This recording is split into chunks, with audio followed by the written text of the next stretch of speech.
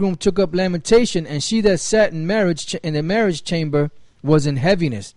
The land also was moved for the inhabitants thereof, and all the house of Jacob was covered with confusion.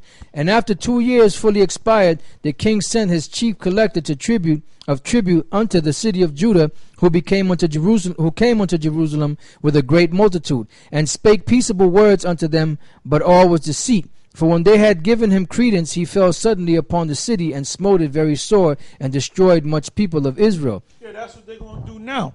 If Obama gets back in there, they're talking about he's going to raise taxes dramatically. All right.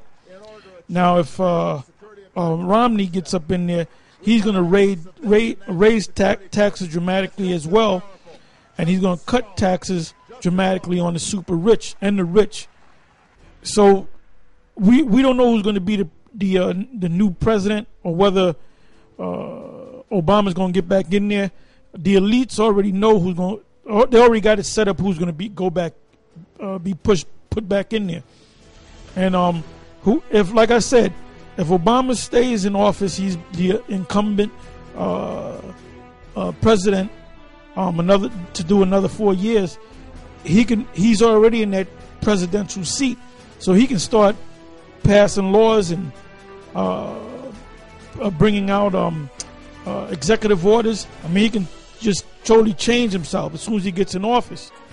Now, if Romney gets in office, he would have to wait until he's inaugurated on January 20th. All right? Now, if he's a president-elect, Obama can still do, what the elite tell him to do, and put all kind of hell on the people. Either way, hell is coming to this place. I mean, you haven't been watching what's going on in Spain and in Greece and these other countries around the world, which these U.S. News stations like CNN and Fox and these other news stations, cable news stations and so forth, they're really not telling you what's going on around the world. They're not giving you world politics. They're not informing you of geopolitics. So you don't understand what's going on, and you don't understand that what's happening right now with the national debt and so forth, and QE Unlimited, they call it. It's supposed to be called QE3, Quantitative Easing 3, which now they're calling QE Unlimited because they're not going to stop. They said they'll stop or slow it down in about the year 2015. So once they do that, once they do a thing called quantitative easing, which it's already in effect, all that's going to do is weaken the dollar. So you should expect prices to go up, gas prices to go up, food prices to go up, pretty much everything to go up. All right? So people are going to react against it. It's going to get so bad that people are going to react against it, and that's why the Department of Homeland Security, DHS, the Social Security Administration, and other administrations are purchasing these hollow point bullets, because they know you're going to try to attack these offices, and they're going to have to be ready. They're going to have a so-called police force to protect them, because all hell's going to break loose. If Obama decides to put in place a VAT tax, which is a value-added tax. In other words, a tax. If something's manufactured, there's a tax on it. If it goes to the distributor, there's another tax on it. From the distributor to the retailer, there's another tax on it. Then when it comes to you, there might be 3 or 4 taxes before it even hits you. So quite naturally, the price is going to be high, because most of the price that you're paying is in the form of a tax. The VAT tax, that's big. They know about that in Europe, because Obama was talking about doing it a couple of years ago, but he's most likely going to wait. So like I said, when prices go up, when you're not getting raises, when there's no jobs out there, when people have nothing else to lose, they lose it. Solante always says that. So they're getting ready to lose it in this society, but they're going to wait until after the elections, all right? So what's getting ready to happen in this country happened back there during the time of the Maccabees. Go ahead. Right, it says, and when he had taken the spoils of the city, he set it on fire and pulled down the houses and walls thereof on every side. But the women and children took they captive and possessed the cattle. Then builded they the city of David with a great and strong wall, and with mighty towers, and made it a strong hold for them. And they put therein a sinful nation, wicked men, and fortified themselves therein. They stored it also with armor and victuals, and when they had gathered together the spoils of Jerusalem, they laid them up there, and so they became a sore snare. For it was a place to lie in wait against the sanctuary, and an evil adversary to Israel. Thus they shed innocent blood on every side of the sanctuary and defiled it, insomuch that the inhabitants of Jerusalem fled because of them. Whereupon the city was made an habitation of strangers, and became strange to those that were born in her.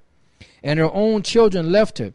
Her sanctuary was laid waste like a wilderness. Her feasts were turned into mourning, her Sabbaths into reproach, her honor into contempt.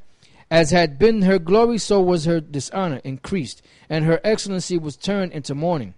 Moreover, King Antiochus wrote to his whole kingdom that all should be one people, and every one should leave his laws. So all the heathen agreed according to the commandment of the king. Yeah, all should be one people. That's your one world order concept. It says, yea, many also of the Israelites consented to his religion, and sacrificed. Read that again, please. It says, yea, many also of the Israelites consented to his religion. Many also of the Israelites consented to his religion. So if they consented to his religion, part of his religion was not dealing with the Sabbath or any of their so-called religion. So when they taught their children that, of course, their children and their children's children, if they said, are you an Israelite? They say, no, we're not Israelites. We're Elamites. We're black Greeks. A case in point is Timothy's father. Okay, Timothy's father, he was an Israelite, but he followed the way of the Greeks. He's probably a military man. It doesn't go into all of the details, but that's how we so-called lost our religion. And sacrificed unto idols and profaned the Sabbath. For the king had sent letters by messenger unto Jerusalem and the cities of Judah, that they should follow the strange laws of the land, and forbid burnt offerings and sacrifice and drink offerings in the temple, and that they should profane the Sabbaths and festival days, and pollute the sanctuary and holy people, set up altars and groves and chapels of idols, and sacrifice swine's flesh, and unclean beasts. Yeah, your churches that you go to are groves, buildings that are shaped in the form, and I mentioned this many times, the way a church is built from the ground up. Inside the church, it's like a dome. The ceiling is like a dome with like, what can I say, pillars or whatever. Look like pillars like going across, or look like branches of trees. That's your grove. And they sacrifice swine flesh. Everybody that goes to the church, they eat pork. You Baptists, you Methodists, you Jehovah, you all eat pork. It says that they should also